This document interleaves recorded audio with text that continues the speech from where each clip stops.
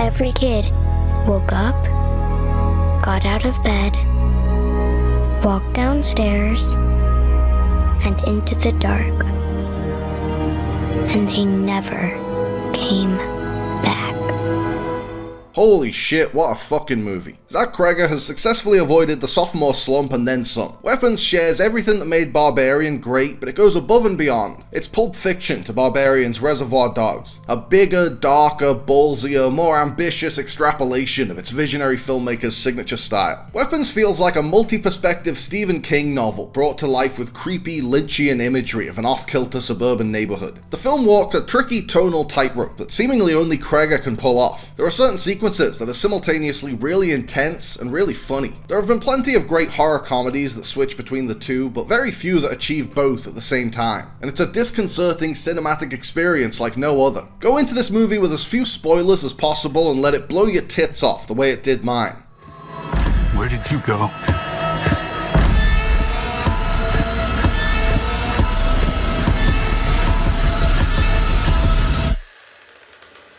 This is where the story really starts.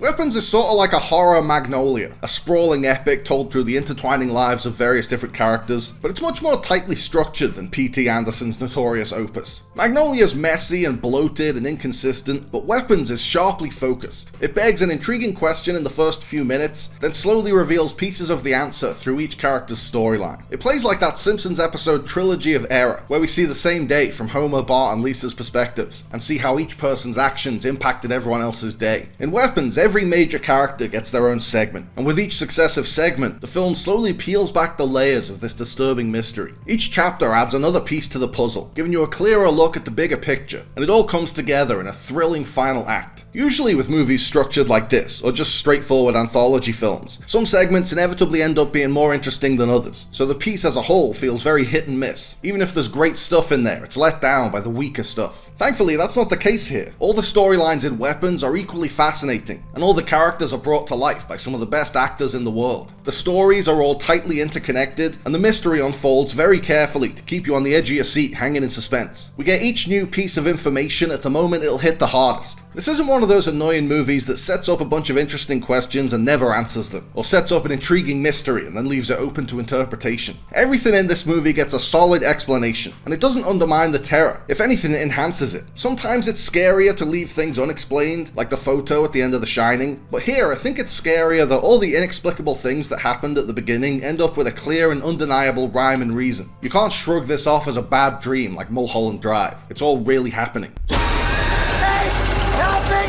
Help me! Someone please help me!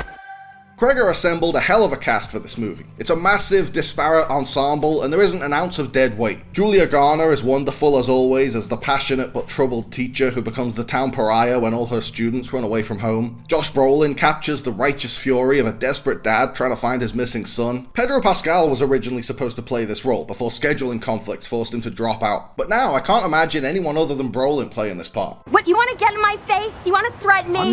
Nobody's threatening you right now. You're barking up the wrong tree. Alden Ehrenreich channels Magnolia's John C. Reilly as the sad cop on the brink of snapping. Austin Abrams, our precious Ethan from Euphoria, is a great wild card as a homeless drug addict. And Benedict Wong is put in a tough spot as the middleman between the teacher and the parents who are forming a lynch mob against her. He's the level-headed headmaster who just wants to do right by everyone and keep the peace in a very fraught community. Even Kerry Christopher, the brilliant young actor who plays the only kid that didn't run away that night, holds his own in this ensemble. If I say anything about Amy Madigan's character, I'll spoil the movie, but she's absolutely incredible. She'd be in the best supporting actress conversation if the Academy weren't biased against horror films. This whole victim persona that you're taking on, it might have the police fooled, it might have...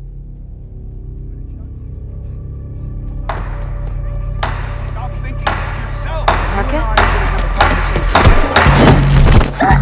conversation. Weapons Weapons works perfectly well as grisly popcorn entertainment that keeps you engaged with its shocking twists and turns, but there's a lot more going on under the surface. It's a harsh reflection of contemporary America, police brutality, civilized folk viciously turning against each other, schools that aren't safe and bear the commemorative flowers of tragedy. As its title would suggest, Weapons builds its commentary on today's America around the gun conversation. The disappearance of 17 classmates in one fell swoop could be seen as an allegory for a school shooting. In a nightmare sequence, Josh Brolin has a giant assault rifle looming over him like a god, symbolizing Americans worshipping guns while simultaneously being at the mercy of rampant gun crimes. But parts of the film seem to suggest that sometimes guns are the only solution in a crisis. If a violent maniac is running at you, a gun is the quickest and easiest way to defend yourself. So ultimately, it's not an anti-gun movie, because guns save the day a couple of times. Instead, the film seems to say that weapons themselves aren't the problem, it's the hands those weapons are in.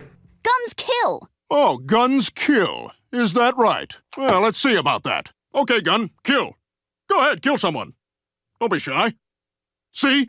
Guns don't kill people, people kill people. Guns defend people against people with smaller guns. Weapons recaptures Barbarian's unique blend of deeply unsettling horror and deliciously dark comedy. In between some of the scariest visuals you've ever seen, there are really funny little character moments in the same vein as Justin Long measuring up a torture chamber for his Airbnb listing. The finale is hilariously twisted and gruesomely satisfying. It might just be that I was watching the film with a bunch of sick puppies like me, but that climactic sequence brought the house down in my screening. This movie solidifies Cregger as one of the most exciting new voices in horror cinema. No one else is doing it quite like him. He makes elevated horror films that touch on deeper themes and give you a lot to think about, but are also wildly entertaining. He makes genuine crowd pleasers that demand to be seen on the big screen. And in that sense, I think he might be the Tarantino of horror. Weapons won't be for everyone. It might be a touch too fucked up for some people's tastes, and a lot of people will probably say it falls apart in the third act. But for me, it all worked. I loved every second of it, and I'm saving a nice cushy place for it on my year-end top 10 list.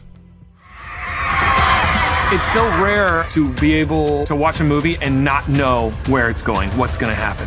I feel confident in saying that's the case with Weapons.